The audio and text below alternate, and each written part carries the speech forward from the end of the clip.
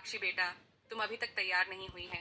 तुझे पता है ना, तुझे देखने लोग आ रहे हैं तेरे रिश्ते के लिए, और तू यहाँ बैठकर आराम से पढ़ाई कर रही है।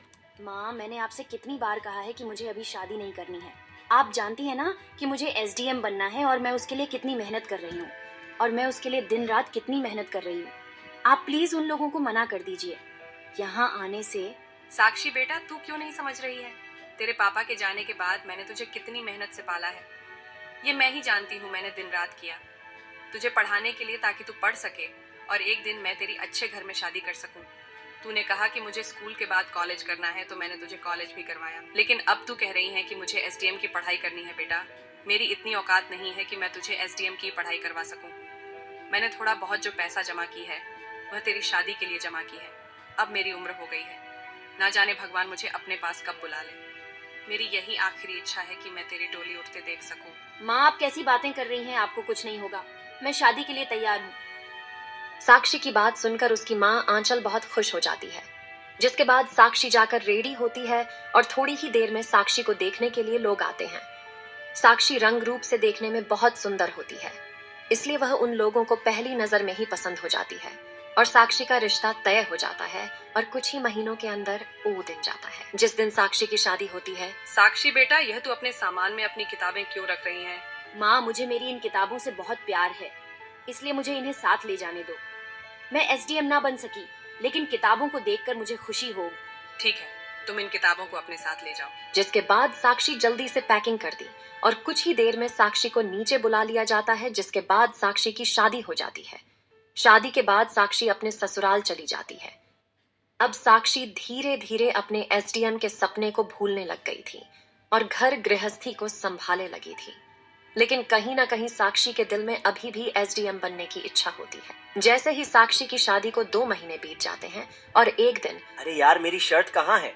मैंने अभी यही तो रखी थी। लगता है साक्षी ने उसे अलमारी में वापस रख दिया है। अनुज जब उन किताबों को ध्यान से देखता है तो उसे पता चलता है कि यह किताबें एसडीएम बनने की है, जिससे वह समझ जाता है कि साक्षी का सपना एसडीएम बनने का था। माँ पापा देखो, मुझे अलमारी से साक्षी के कुछ किताबें मिली है।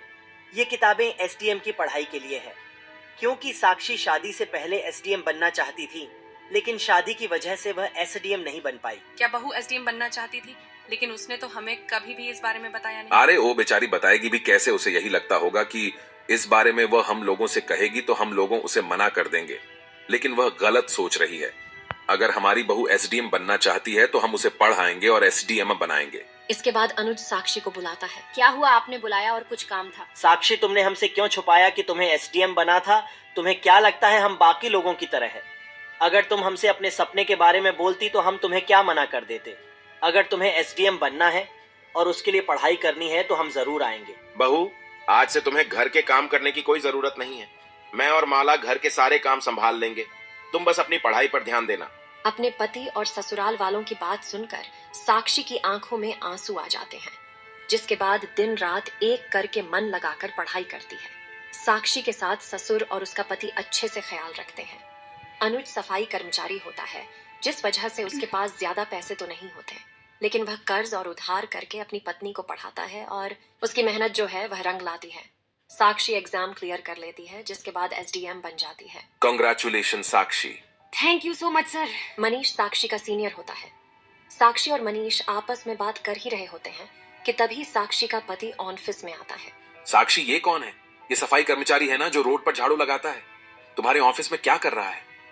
बिना पूछे ही अंदर कैसे आ गया? सॉरी सर, मैं नहीं जानती कि ये कौन है और ये बिना पूछे अंदर कैसे आ गया।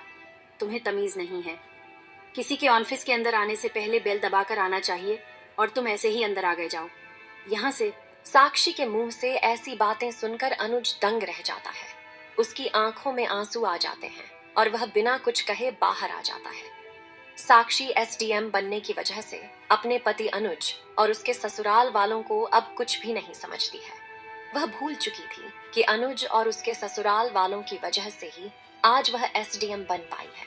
काम खत्म होने के बाद साक्षी अपने घर जाती है।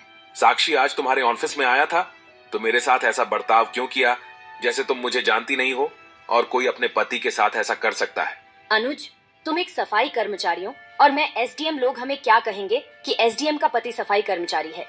मुझे मेरी रेपुटेशन बहुत ज्यादा प्यारी है, इसलिए मैंने उस टाइम तुमसे यह कहा और अब मैं तुम्हारे साथ और नहीं रह सकती। मुझे तुमसे डिवोर्स चाहिए। मैं डिवोर्स के पेपर साथ लेकर आई हूँ। तुम इस पर साइन कर दो और ये रिश्ता ही खत्म करो।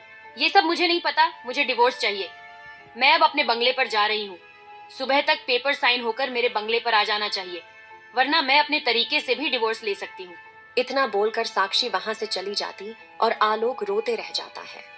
अनुज रोज आकर साक्षी के ऑफिस के बाहर अपने रिश्ते को बचाने के लिए साक्षी से विनती करता था, लेकिन साक्षी उसे इग्नोर कर देती थी और अपनी गाड़ी में बैठकर निकल जाती थी। धीरे धीरे साक्षी और अनुज के रिश्ते की खबर मीडिया में दौड़ने लग गई। जैसे ही लोगों को यह सारी खबर पता चली तो हर किसी को अनुज के साथ हुए गलत व्यवहार और सारी चीजों के लिए बुरा लगता है, और देखते ही देखते सभी लोग मिलकर साक्षी को उसके पद से हटाने के लिए निवेदन करते हैं।